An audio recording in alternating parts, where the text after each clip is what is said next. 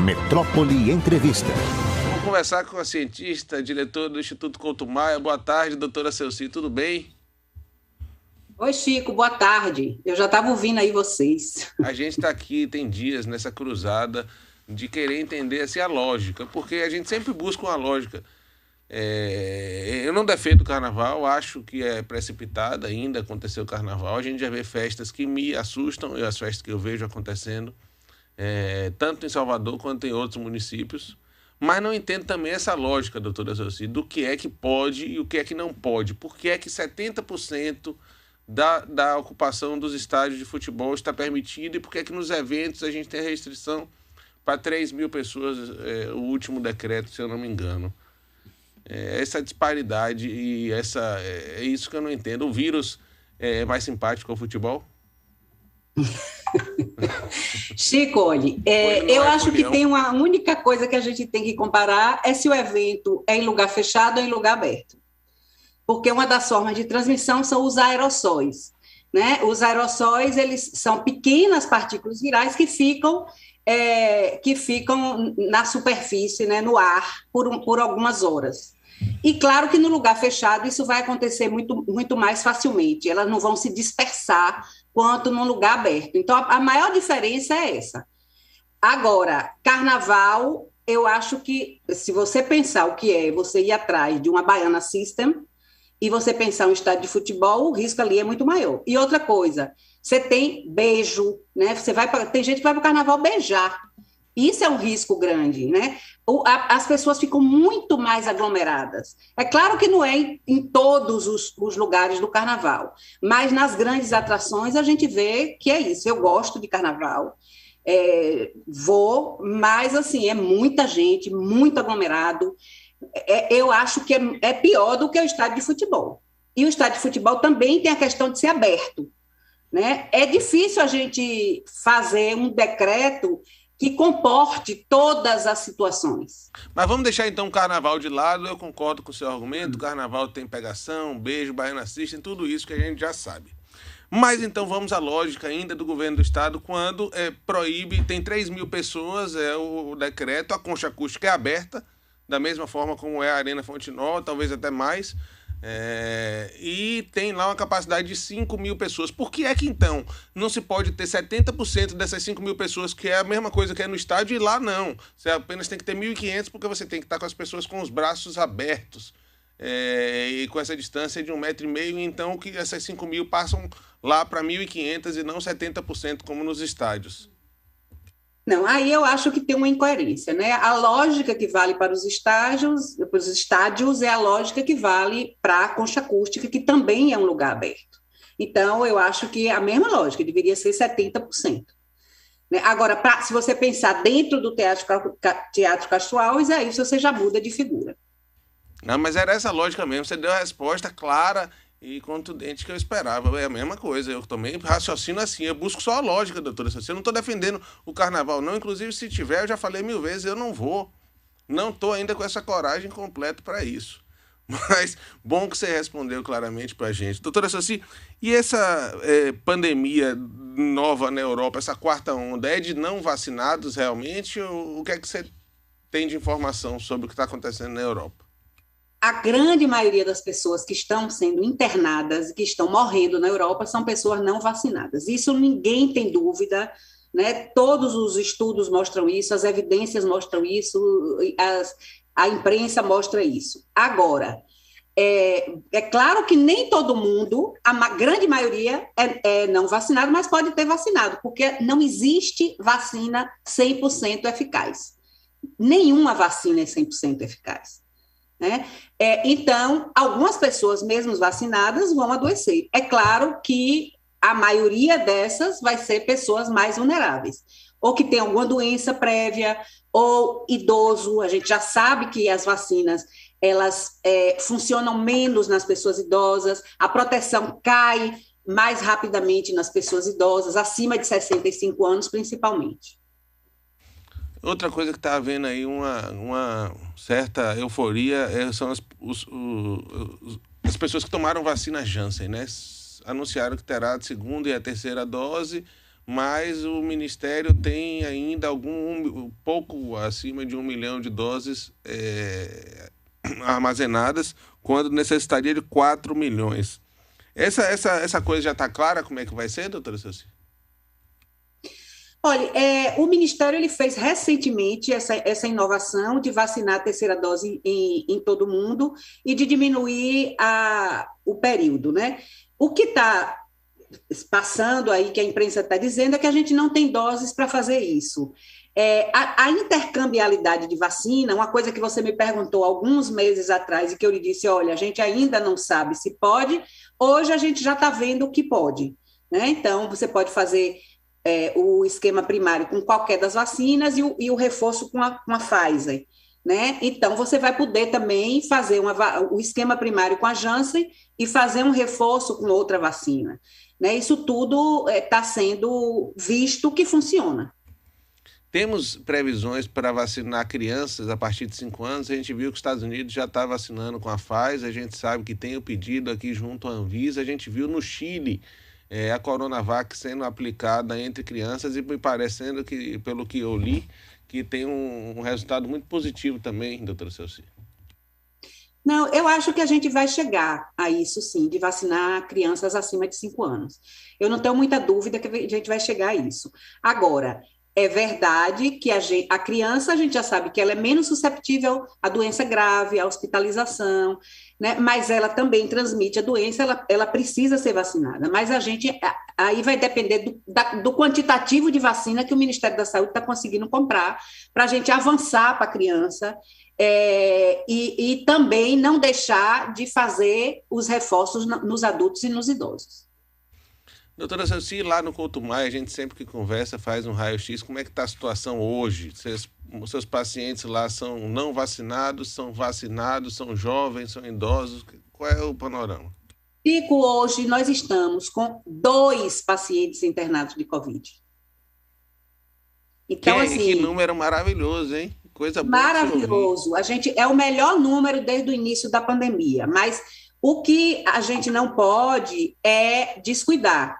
Porque como é que aconteceu essa epidemia? Todo mundo precisa lembrar disso. A gente começou a epidemia na China, né, que teve um controle rapidamente, ele conseguiu controlar a pandemia lá, e a pandemia se disseminou pelos países da Europa. E está voltando agora a 4ª onda dos países da Europa. Dá para comparar? Dá, porque embora a nossa população queira se vacinar, a gente só vacinou 60% da população. Muito próximo da Alemanha, que está tendo a 4ª onda com 65% dos vacinados. A questão nós estamos com a população não vacinada, população mais jovem que a vacina não chegou ainda. A Alemanha não, o movimento antivacinista lá é grande e a gente tem vulneráveis não vacinados. Eu acho que a grande diferença é essa. E a outra diferença é o momento que a gente está vivendo do clima. Lá está em pleno inverno, onde as pessoas se aglomeram muito e a facilidade de transmissão é maior. Aqui a gente está no verão, né? A gente vai estar mais nas áreas abertas, mas também a gente tem as festas, que também tem aglomeração. Então, essas coisas é que a gente tem que pesar. Doutora Ceci, você estava começando a responder, dizendo que a gente ainda não pode se descuidar, e dei risada aqui que Jamie Brown fez. E quando é que vai poder se descuidar? Essa é a pergunta que não quer calar, doutora Ceci. Quando é que vai poder se descuidar? Ô, Chico, eu falei uma vez com você que ia levar muito tempo. E eu acho que vai levar muito tempo. Por quê? Porque a gente não sabe ainda. A terceira dose, na verdade, o que não é terceira dose, é o reforço, ela aumenta muito a proteção. Mas a gente não sabe ainda quanto essa proteção vai durar e quando que a gente vai precisar fazer um novo reforço, né? É isso. E, assim, o vírus, a tendência agora dos cientistas é achar que esse vírus vai virar endêmico. Ele não vai ser eliminado. Pouquíssimos países hoje contam com a possibilidade de eliminar o vírus. Né? Um dos países, dos únicos, que está ainda com a política de Covid-0 é a China. Mas a gente vai conviver com esse vírus. Então, a gente convivendo com o vírus, a gente vai demorar mais de nos livrar da máscara, né?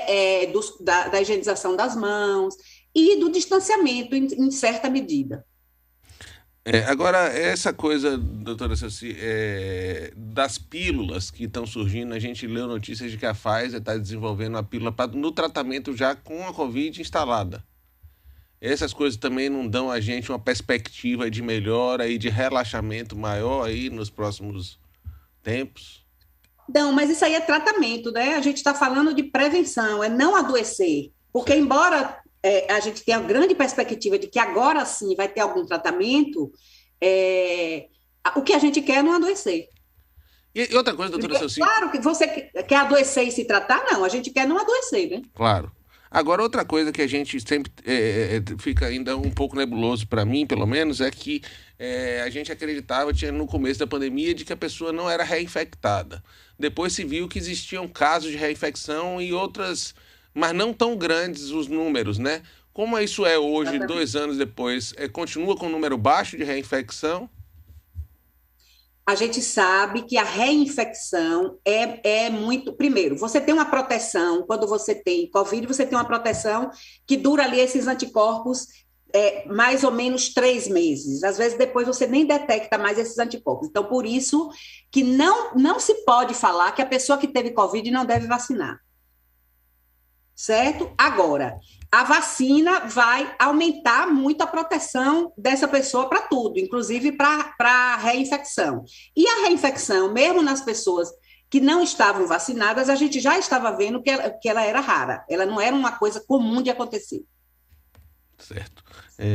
Doutora Celci, outra pergunta. A gente aqui como política, já eu, James e Daniela, a gente divide aqui a mesa e desde o começo da pandemia nós trabalhávamos de máscara.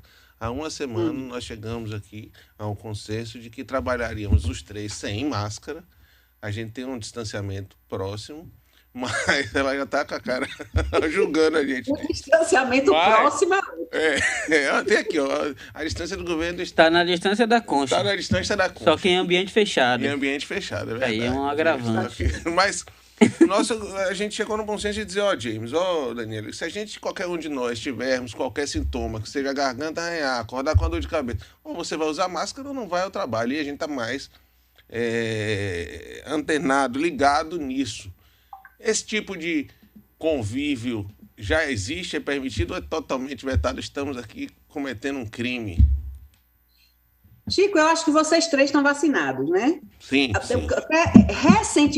Recentemente saiu um artigo, acho que foi no JAMA, que mostra o seguinte: Covid assintomático transmite muito menos do que Covid sintomático. E quanto mais graves os sintomas, maior a transmissão, né? Então, isso é outra coisa que favorece a gente insistir para que as pessoas se vacinem. Porque se você se vacina, você não tem forma grave, não precisa hospitalizar, e você transmite menos.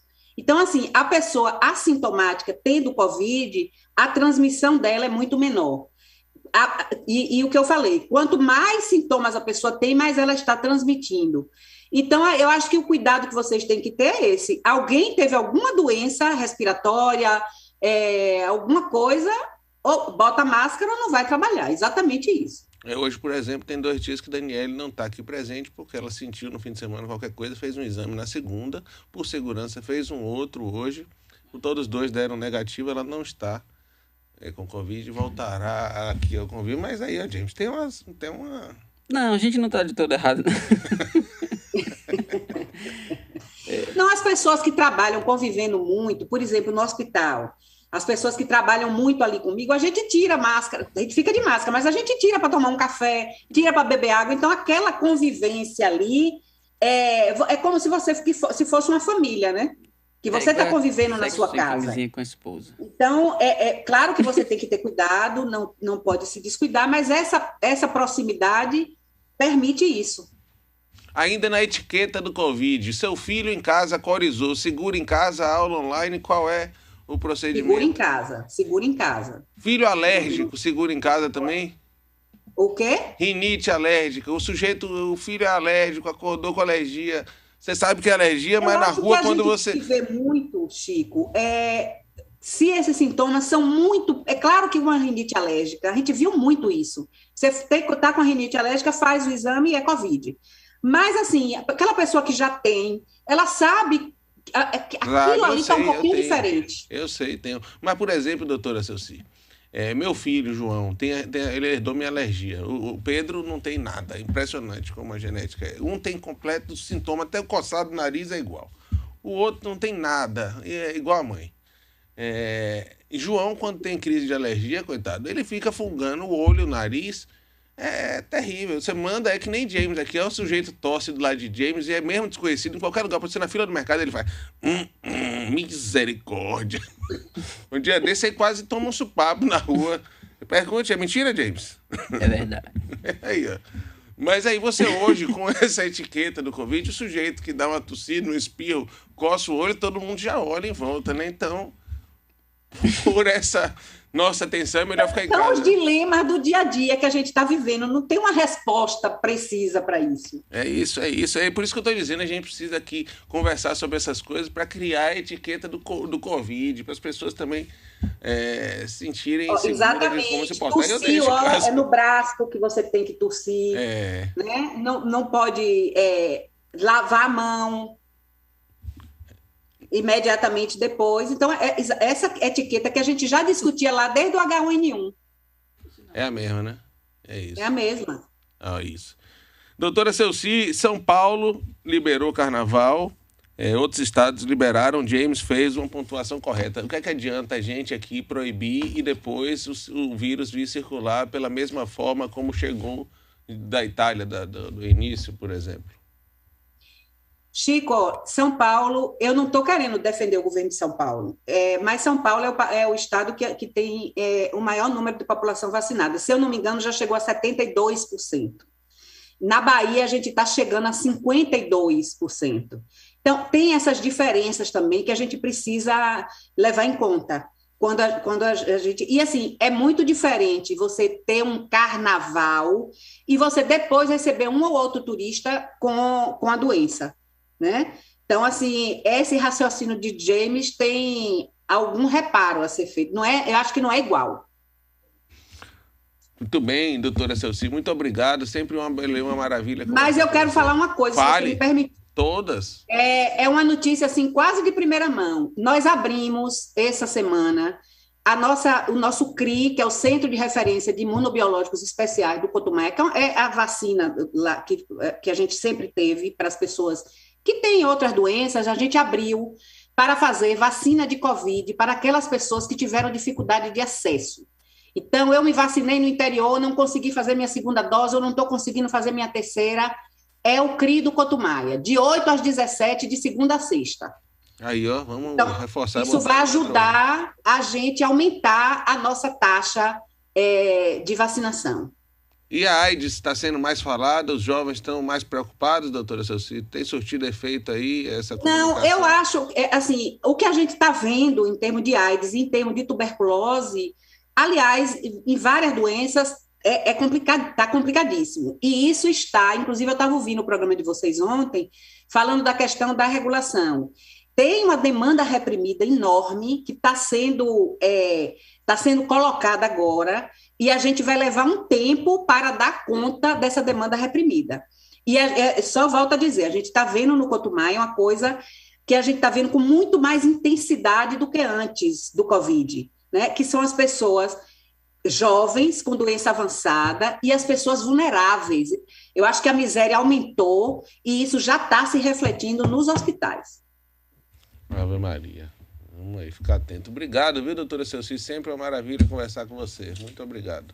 Eu também gosto muito. Obrigada a vocês, viu? Um abraço para todos.